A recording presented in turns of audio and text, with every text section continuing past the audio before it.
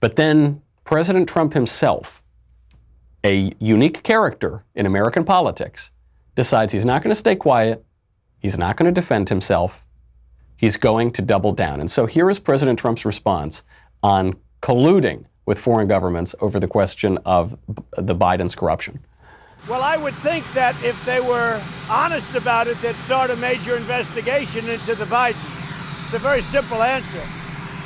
They should investigate the Bidens, because how does a company that's newly formed, and all these companies, if you look at, and by the way, likewise, China should start an investigation into the Bidens, because what happened in China is just about as bad as what happened with Ukraine. So I would say that President Zelensky, if it were me, I would recommend that they start an investigation into the Bidens, because nobody has any doubt that they weren't crooked. That was a crooked deal, 100%. He had no knowledge of energy, didn't know the first thing about it. All of a sudden, he's getting $50,000 a month, plus a lot of other things. Nobody has any doubt. And they got rid of a prosecutor who was a very tough prosecutor.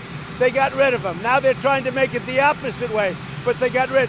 So if I were the president, I would certainly recommend that of Ukraine. Absolutely the perfect response to this. I guess it gets back to our point. Sometimes the wrong decision is better than indecision. I don't think this is the wrong decision. I think it's perfectly defensible to tell Ukraine to look into corruption and their own interference in the 2016 election.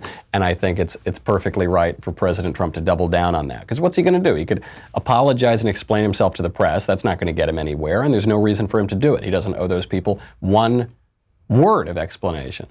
And so what he does is he goes out there and he makes a joke. And even Marco Rubio, who is obviously no particular fan of the president, Marco Rubio was asked about this response from Trump, and he just explains to the press, not President Trump's remarks, he explains to the press how stupid the press is. Do you think it's okay for President Trump to ask China to launch an investigation of Joe Biden and Hunter Biden? I don't know if that's a real request or him just needling the press, knowing that you guys were going to get outraged by it. He's pretty good at getting everybody fired up, and he's been doing that for a while, and the media responded right on task. But you're one of the loudest critics of China and its human rights abuses. I mean, is it okay for him to ask to say that? I don't think it's a real request. I think he did it to gig you guys. I think he did it to provoke you to ask me and others and get outraged by it. Like I said, I mean, he plays it like a violin and everybody falls right into it, but that's not a real request.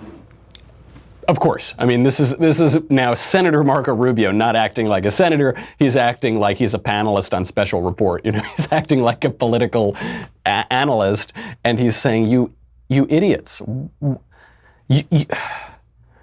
If President Trump were going to use the weight of the federal government to leverage all of that and get a foreign power and an adversarial power like China to investigate his political opponents, if he were really doing that, he'd probably pick up the phone.